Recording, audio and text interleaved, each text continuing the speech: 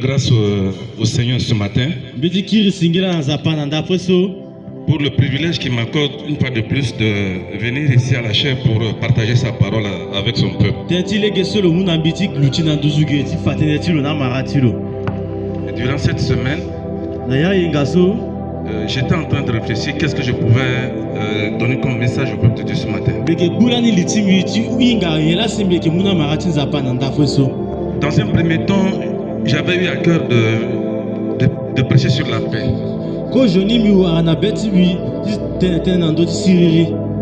Mais après maintes méditations,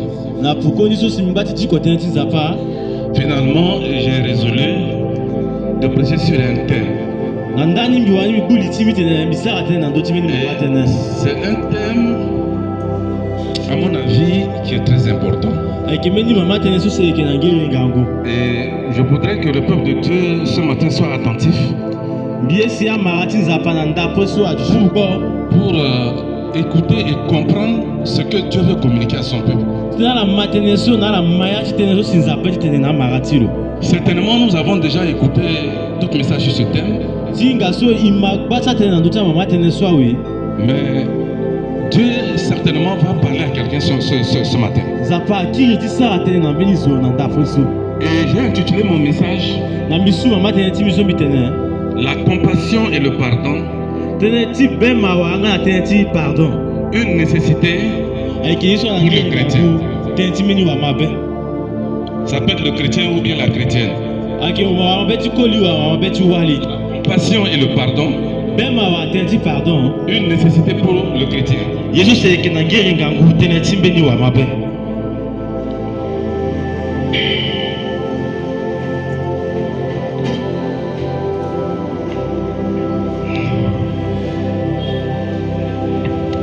La compassion et le pardon sont deux concepts, encore deux notions fondamentales dans notre vie chrétienne.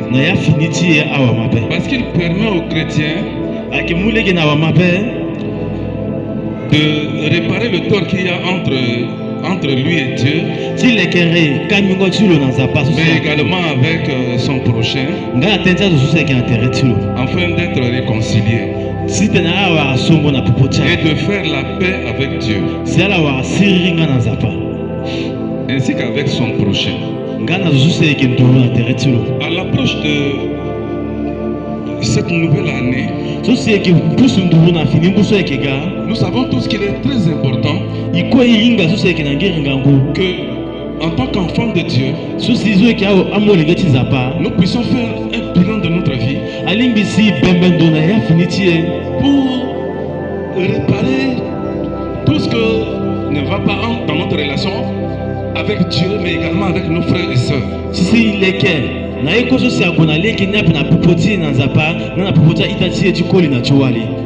Le pardon est fondamental parce que sans le pardon il n'y aura jamais la paix. Sans le pardon il n'y aura pas le salut. Sans le pardon nous ne pouvons pas recevoir vraiment les grâces de Dieu.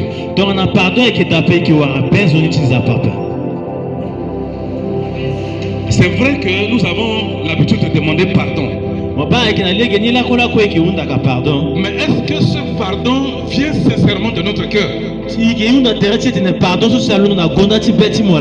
Il y a des gens qui demandent pardon, mais après ils continuent d'entretenir des rancunes, des amertumes dans leur cœur. Il y a des gens qui demandent pardon. Un frère ou bien une soeur peut demander pardon à un autre. Mais par après, tu vas voir qui va éviter cette personne-là. Il n'est pas prêt à saluer cette personne. Même quand il se croise en chemin, il l'évite. Est-ce que le pardon est sincère? Le pardon dont Dieu parle ici, c'est ce pardon qui vient du cœur. C'est ce pardon où à la base il y a une certaine compassion. Alléluia. Nous allons lire la parole de Dieu. Matthieu chapitre 18, verset 21 à 25. Matthieu kutakamba ni balako na mbiombe kiteni balusa na ukwasi. Alors Pierre s'approcha de lui et dit, Pierre a pris son droit à terre sur le Seigneur, Seigneur, combien de fois pardonnerai-je à mon frère lorsqu'il péchera contre moi? Sera-ce jusqu'à 7 fois? Jésus lui dit, je ne te dis pas jusqu'à 7 fois, mais jusqu'à 70 fois 7 fois.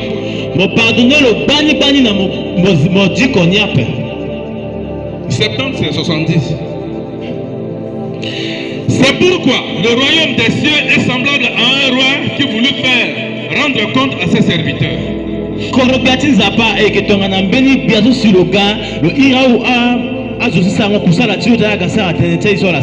Quand il se mit à compter, on lui amena un qui devait 10 000 talents.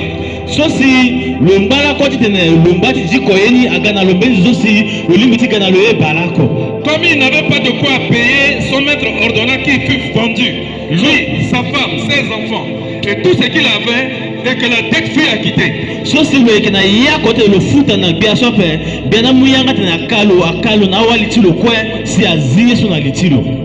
Le serviteur, se jetant à terre, se prosterna devant lui et dit, Seigneur, aie patience envers moi et je te paierai tout.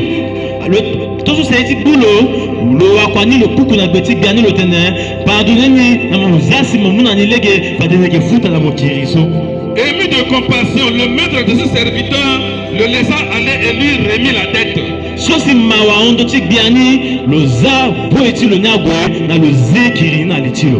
Après qu'il fut sorti, ce serviteur rencontra un de ses compagnons qui lui devait ses deniers.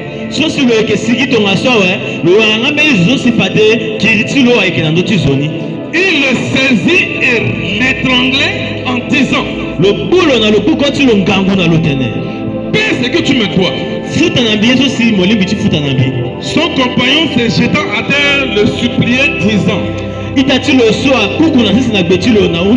aie patience envers moi et je te paierai. Mais l'autre ne voulut pas et il alla le jeter en prison jusqu'à ce qu'il eût payé ce qu'il devait.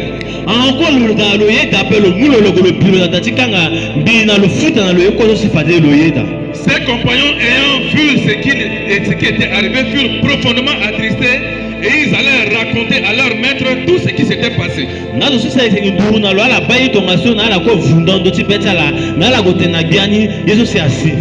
Alors le maître fit appeler ce serviteur et lui dit, méchant serviteur, je t'avais remis en entier ta dette parce que tu m'en avais supplié. Ne devais-tu pas aussi avoir pitié de ton compagnon comme j'ai eu pitié de toi?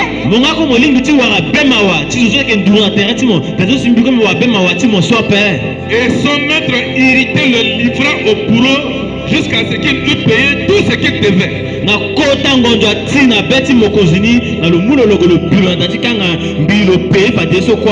Verset 35 pour la fin.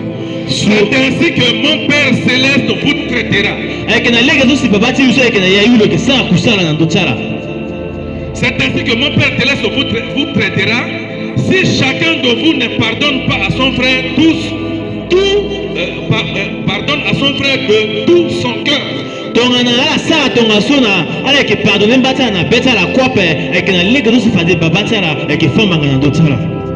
Je pouvais intituler ce message pardonner de tout son cœur.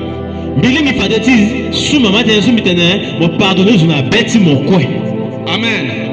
Mais comme je vous l'ai dit, sans une sincère compassion, on ne peut pas vraiment accéder au pardon.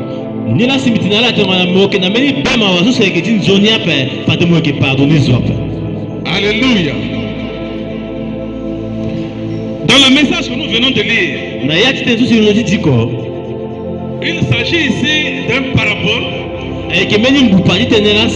Il est arrivé un jour, le disciple de Jésus qui est Pierre s'est approché de lui.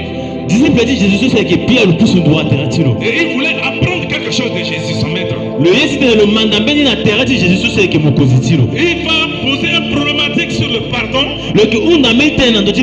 pour demander à Jésus de résoudre ce problème. Vous voyez, généralement, quand nous avons un problème avec un frère ou bien avec une soeur, nous avons tendance même à limiter notre pardon.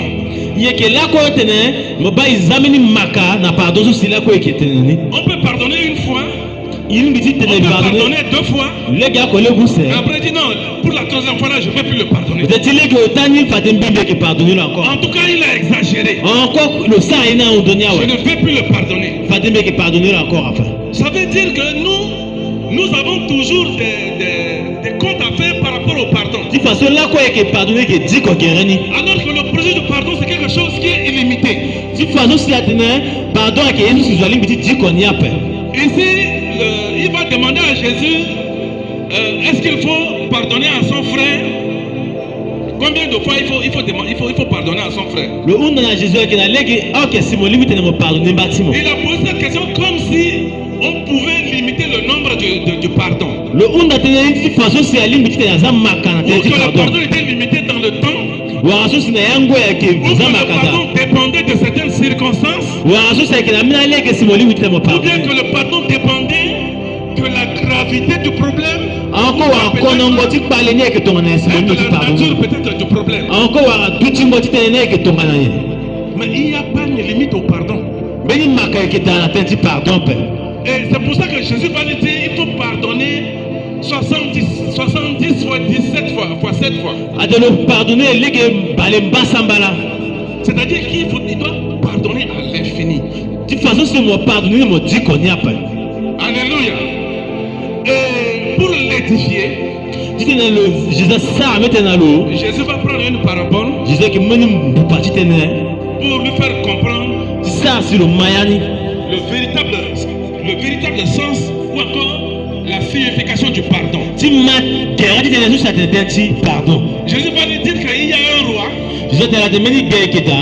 Il est arrivé un jour, il voulait faire le compte avec ses serviteurs. Il leur a demandé de faire des comptes. Alléluia. Et parmi ces serviteurs-là, il y a un qui lui devait beaucoup de talents.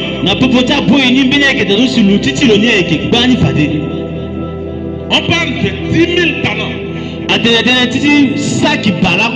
Vous savez, le talent, c'est le poids de certains métaux. Ça peut être de l'or, ça peut être de cuivre, mais c'est un talent de mesure.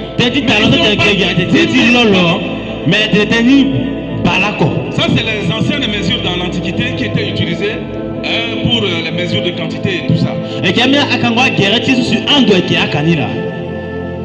Je ne sais pas combien ça peut faire, ça peut représenter 10 000 talents de nos jours.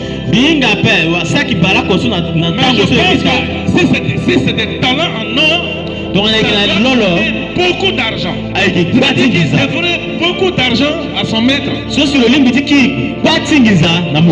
Et quand il a décidé que son serviteur puisse rembourser ses dettes, ce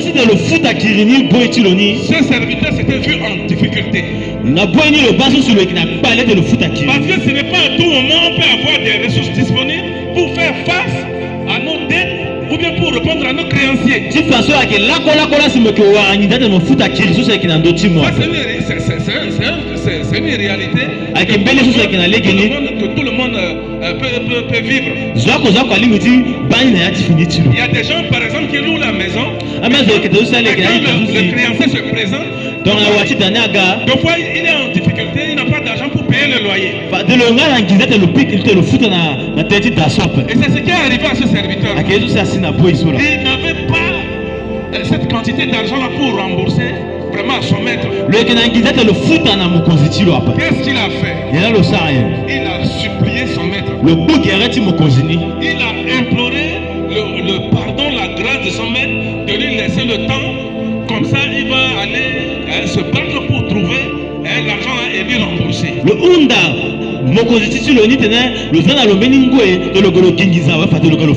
Et son maître a compati à sa demande. Son maître lui a remis cette tête-là. Mais peu de temps après, la même personne-là, à qui son maître a fait cette grâce, il va rembourser ses dettes. Il trouve un autre de ses, parmi ses compagnons, il y a un de ses compagnons qui lui devait de l'argent.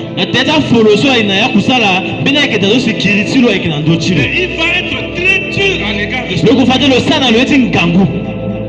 Il va imposer à son compagnon de lui rembourser tout ce qu'il lui devait. Et son compagnon de même également va plaider auprès de lui s'il peut lui vraiment laisser le temps d'avoir cette somme-là et lui rembourser. Il a été catégorique. Il a dit je ne peux pas accepter. Il a rejeté la proposition de son compagnon. Et il l'a amené jusqu'à devant les autorités pour le mettre en prison, l'obliger à payer la totalité de ce qu'il devait. Et puisqu'il est avec d'autres collaborateurs certainement, ils ont vu l'acte qu'il a posé. Et ils ont également vu ce que le maître lui avait fait comme grâce. Ils ont trouvé que son comportement n'était pas normal. Le maître l'a pardonné, mais lui à son tour il n'a pas pardonné. Ils sont allés faire la réclamation auprès de son maître.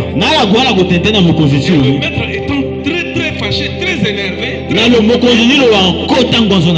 il va l'appeler, il va lui faire vraiment des remontrances. Il va lui exiger de rembourser toutes ses dettes. Il va lui infliger une punition très sévère. Et la parole de Dieu va nous dire que c'est de la même façon, nous qui sommes les enfants de Dieu. Nous ne sommes pas prêts à compatir à nos frères, à nos sœurs. À pardonner nos frères, nos sœurs. Lui, Dieu également, il va nous traiter de la même manière. Parce que le roi ici là, l'image du roi ici dans cette parabole, c'est l'image de notre Dieu. Nous savons que Dieu va demander des comptes à tous ses enfants. Ça peut être à la fin des temps, mais ça peut être également à la fin de cette année. Dieu peut se dire, bon, durant toute l'année, mes enfants de l'avenir de France ont travaillé pour moi. Il est temps maintenant de leur demander des comptes. Chacun va me rendre compte de ce Alors je m'en vais te demander, est-ce que tu as un problème que tu n'as pas encore pardonné jusqu'à aujourd'hui? Dans ta famille, sur ton lieu de travail, parmi tes collaborateurs, avec tes voisins, tu n'aurais pas un problème que jusqu'à présent tu n'as pas encore pardonné. Mais le message de ce matin c'est pour toi. Oui, peut-être que tu as pardonné. Mais le pardon là ne vient pas sincèrement de ton cœur. Vous savez, il y a un frère qui m'avait fait un témoignage dans une localité dans l'arrière-pays. Il s'est passé un événement, je ne sais pas, je ne maîtrise pas bien l'endroit. Il y avait un monsieur qui avait un différend avec un de ses prochains. Parce que le prochain là a commis l'infidélité avec sa femme.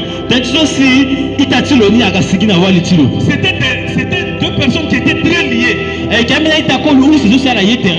Il était comme le grand frère de cette personne-là. Mais ce jeune homme-là est passé à son absence pour commettre l'infidélité avec sa femme.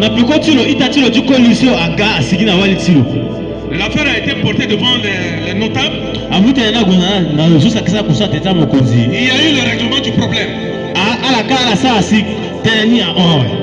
Il a accepté de pardonner. Ils se sont pardonnés. 2 ans plus tard, puisque c'est un chasseur, et il a l'habitude d'aller à la chasse avec ces jeunes-là. Il va appeler le jeune homme là et un autre jeune homme avec eux. Ils sont allés pour une partie de chasse. Et en pleine brousse là-bas, là où ils ont fait leur campement, il va demander à l'autre qui n'est pas concerné par le problème, c'est-à-dire la troisième personne. Il va lui dire non, tu vas rester ici à côté du campement, tu vas faire le feu pour entretenir les gibiers et autres que nous allons amener ici. Pour ne pas que nos gibiers soient emportés peut-être par une bête. Tout ça. Il prend son collègue là, celui avec qui il avait des problèmes où il s'était déjà pardonné. Il avec sa femme là. Ils sont allés encore un peu plus loin. Peu de temps après, celui qui est resté au campement là, il a écouté un coup de feu. Et il a entendu leur retour. Après des jours et des jours, le monsieur il ne revenait pas. Il s'est dit lui-même, non, il faudrait que j'aille vérifier à l'endroit où il y a eu le coup de feu. Et il s'est dirigé là-bas, là où se trouve là où s'est passé l'événement. Donc en allant là-bas discrètement, il va surprendre le mari de la femme là. Donc il a eu à tuer son amant là. Il a dépiécé. Il a préparé, il a mangé déjà une bonne partie, il a mangé les entrailles et tout. Il a mangé partie. Il restait quelques organes qui étaient encore sur le feu. Donc certainement il se préparait à tout manger avant de revenir au campement.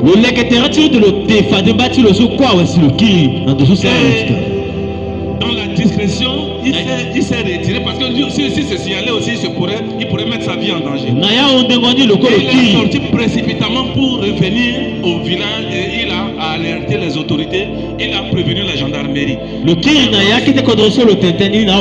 C'est en ce moment que les gendarmes et les autorités sont portés sur les lieux. Le monsieur a été arrêté. Et on va lui poser la question pourquoi il a fait cela. Il a dit, ce qu'il m'a fait là, je n'ai pas supporté, je n'ai pas pardonné cela.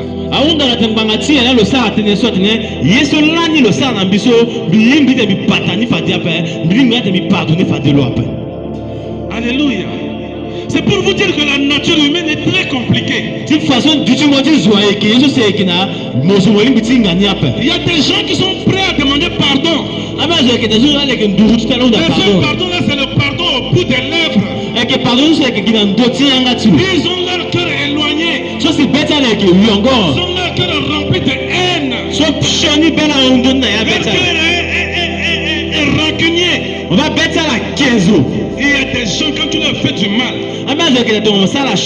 donc il n'a pas vengé, il ne peut pas avoir la paix. Alléluia. Lorsque je me trouvais dans le Ombomu, tous ceux qui étaient des criminels qui ont tué les gens là-bas et qui étaient extradés hors du Ombomu, une fois d'avoir purgé leur peine et qui revenaient sur le lieu de leur crime, les parents des victimes faisaient tout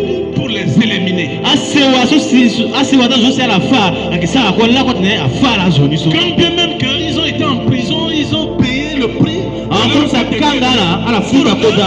Ils ne peuvent pas supporter les regarder comme ça. Parce qu'à chaque fois quand ils les regardent, ils se rappellent qu'ils ont eu à tuer leur frère.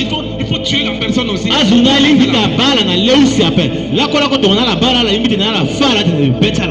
Est-ce qu'un chrétien, une chrétienne peut avoir un état de cœur aussi rancunier? Alléluia. Dieu demande à nous qui sommes ses enfants d'avoir de la compassion et le pardon. La parole de Dieu dit à Dieu la vengeance et la rétribution. Nous devons pardonner à nos ennemis. Nous devons pardonner à ceux qui nous font du tort. Même si c'est toi qui n'as pas commis le tort, sois prêt à pardonner. Je connais des gens. Parce qu'il n'est pas à l'origine du tort. Il a commis un tort et que lui aussi il a eu des problèmes. Absolument ce que ça soit le fautif qui lui demande pardon. Alléluia. Mais je voudrais te demander, notre Seigneur Jésus-Christ, lui qui a subi toutes les tortures, Jésus-Christ qui a subi toutes les humiliations, il est allé jusqu'à la croix pour mourir à ta place, pour mourir à ma place. A-t-il commis un tort? Jésus-Christ a commis un péché. Mais malgré cela, Jésus-Christ a dit à la croix, pardonne-les, parce qu'ils ne savent pas ce qu'ils ont fait. Es-tu prêt ce matin à pardonner comme le Seigneur Jésus-Christ nous a pardonné? Peut-être ce message-là ne s'adresse pas à tout le monde. Il y a des gens parmi nous qui n'ont jamais pardonné à leur prochain. Ça peut être un membre de ta famille. Ça peut être un voisin. Ça peut être un collaborateur. Tu as résolu dans ton cœur de ne jamais le pardonner. Tu as toujours l'amertume vis-à-vis de ce frère. Ça peut être ta coépouse. Ça peut être ta coépouse. Tu n'as jamais pardonné. Ça peut être un amant, comme j'ai donné le témoignage ici. Quelqu'un qui a eu à flirter avec ton épouse. Tu n'as jamais pardonné. Est-ce que tu peux demander pardon sincèrement à Dieu?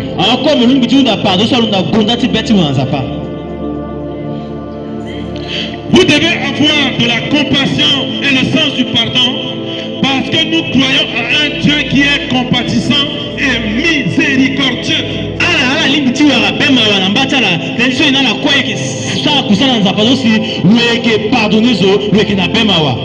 Notre Dieu, notre Père à qui nous croyons, c'est un Dieu de compassion et de miséricorde. La nature de Dieu doit également être notre nature. On dit tel père, tel fils.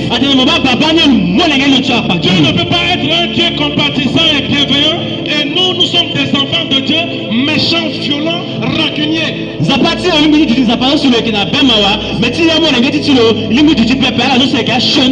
C'est là en contradiction avec notre vocation chrétienne.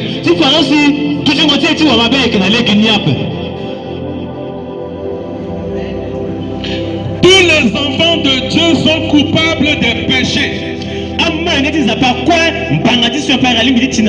Je vous l'ai dit, tous les enfants de Dieu coupables des péchés sont redevables devant Dieu et doivent rendre compte de leurs actions envers Dieu et leur prochain.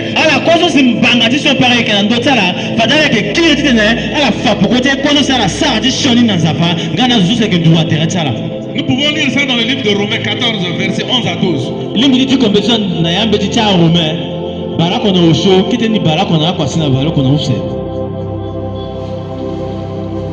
Romains chapitre 14, versets 11 à 12.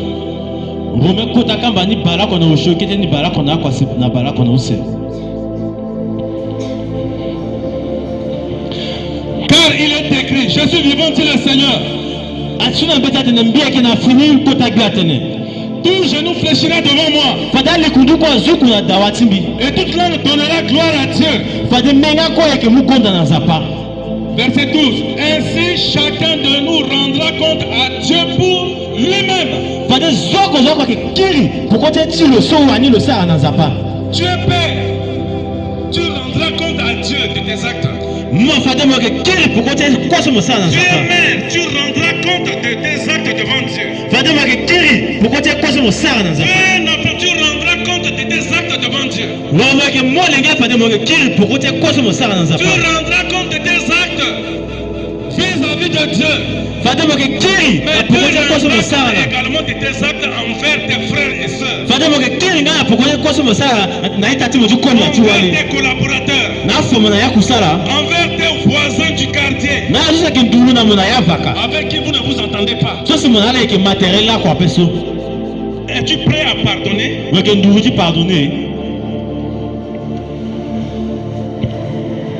Le Dieu que nous servons, je l'ai dit, c'est un Dieu de compassion et de miséricorde. La parole de Dieu nous enseigne que la compassion et la miséricorde de Dieu ne sont pas à leur terme. Elles se renouvellent chaque matin.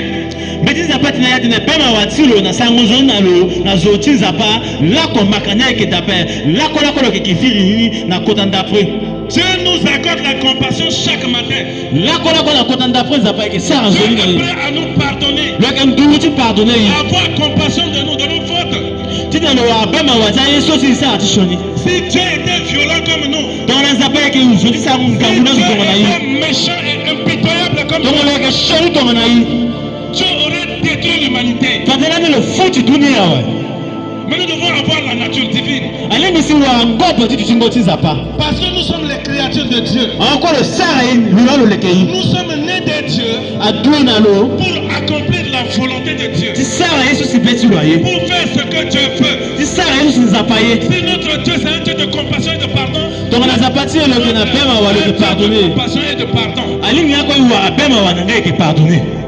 Les compassions de Dieu ne sont pas à leur terme. Nous pouvons voir ça dans Lamentation 3, verset 20. La troisième leçon que nous pouvons tirer également de ce passage, c'est que Dieu jugera sévèrement tous ceux qui délibérément refusent la compassion et le pardon et ne sont pas disposés à pardonner leurs frères et sœurs.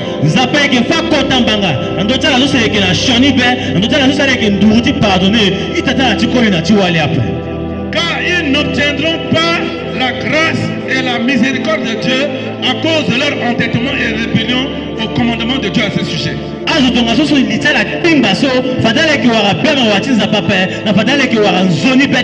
Mais ils seront plutôt punis par Dieu. Dieu punit ceux-là qui résistent à sa parole. La nature humaine est coléreuse. Orgueilleuse. La nature humaine est arrogante. Mais aujourd'hui, ayant accepté Dieu dans notre vie, nous avons maintenant une nouvelle nature en Jésus. Nous ne devons plus nous conduire selon notre vieille nature.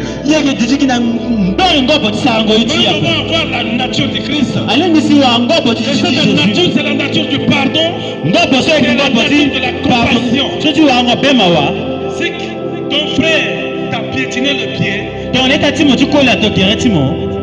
il doit demander pardon.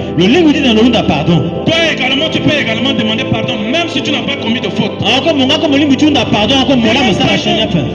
Il y a des gens qui n'ont pas commis de faute et ils refusent le pardon. Et ils subissent injustement les foudres de celui-là qui a commis le tort.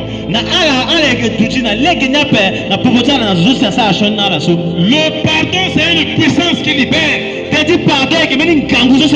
Quand tu demandes pardon, tu te libères du joug de l'ennemi. Quand tu demandes pardon, celui qui t'a fait du tort là, tu te libères de lui. Quand pardon,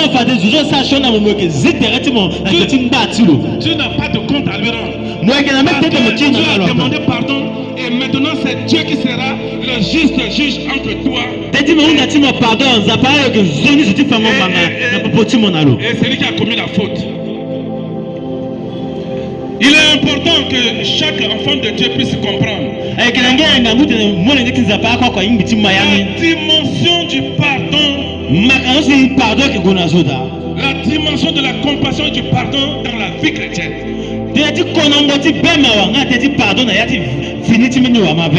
Ce sont des aspects très importants dans notre vie chrétienne.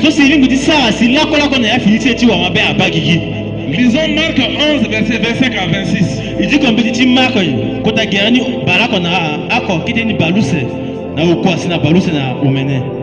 Marc chapitre 11, verset 25 à 26.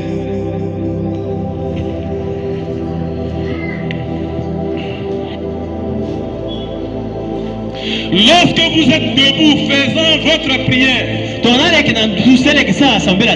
si vous avez quelque chose contre quelqu'un, pardonnez afin que votre Père qui est dans les cieux vous pardonne aussi vos offenses. Mais si vous ne pardonnez pas, votre Père qui est dans les cieux ne vous pardonnera pas non plus vos offenses.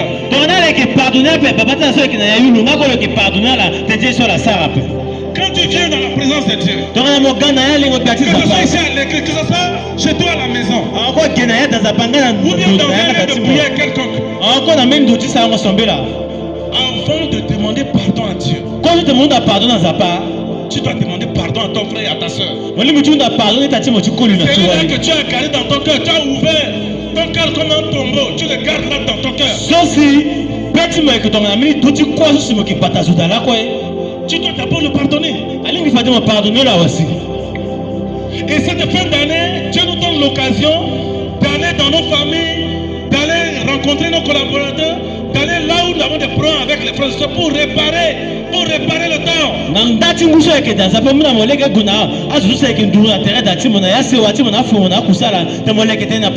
Parce que si tu ne pardonnes pas, Dieu aussi ne te pardonnera pas.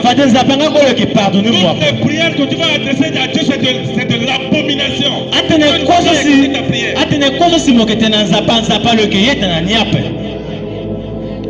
Alléluia. Chaque enfant de Dieu est appelé à pardonner son prochain, afin qu'il soit en retour pardonné par Dieu. Sans la compassion et le pardon, il sera difficile aux chrétiens d'accéder aux grâces divines et d'hériter la vie éternelle en Jésus. Tu peux croire en Dieu. Tu peux avoir 20 ans, 25 ans d'expérience avec Dieu. Mais si tu ne pardonnes pas, tu vas aller en enfer. Amen. On ne dit pas que j'ai déjà cru en Dieu, ma foi là c'est un passeport, comme disent certains baptistes.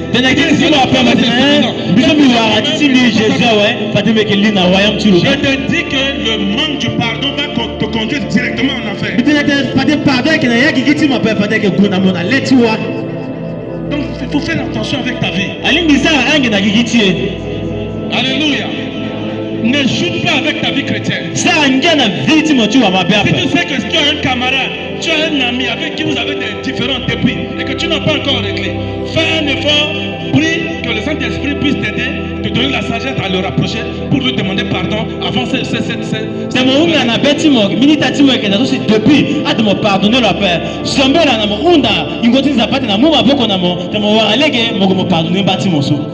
Pour finir, nous allons lire Colossiens 3, chapitre 13.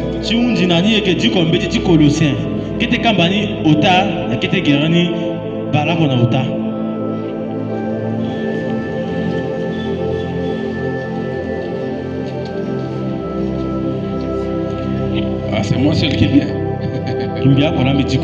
Colossiens chapitre 3, verset 13. Supportez-vous les uns les autres. Et si l'un a sujet de se plaindre de l'autre, pardonnez-vous réciproquement.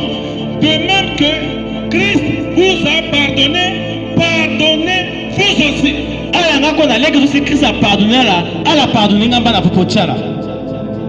Ça c'est sans commentaire. Qui ne comprend pas le français que je viens de lire. C'est ça que vous tous vous êtes des Français et des Françaises. Alléluia. On nous dit de nous supporter. Vous savez, ce n'est pas facile de pardonner. Et il y a certaines paroles qui sont choquantes. Il y a des paroles qui sont violentes. Vous savez que la parole peut tuer quelqu'un. Une personne peut te parler et parce que tu n'as pas supporté, tu vas avoir de fois envie de te suicider. Je connais des enfants qui sont allés te suicider comme ça. La parole peut tuer. Alléluia. Mais si quelqu'un t'a fait du tort, si c'est un frère, une soeur, c'est un membre de la famille, tu dois être capable de surmonter tout le mal qui t'a causé. Demander à Dieu la capacité de le pardonner. Si humainement ce n'est pas possible, mais avec Dieu cela est possible. L'Esprit de Dieu peut te donner la force, la capacité de pardonner.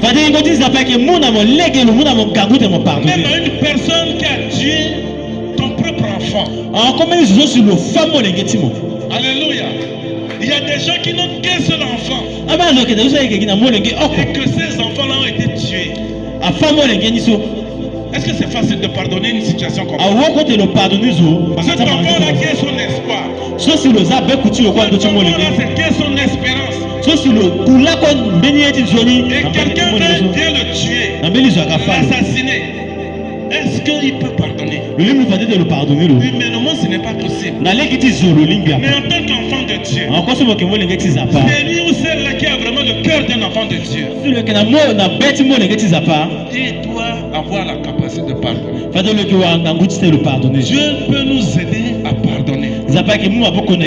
Je veux exhorter tout un chacun ce matin à avoir la compassion et avoir le pardon envers les frères, envers tous ceux-là qui nous font du tort. Nous devons les pardonner, nous devons nous libérer et nous remettre notre sort entre les mains de Dieu. Que le Seigneur bénisse sa parole.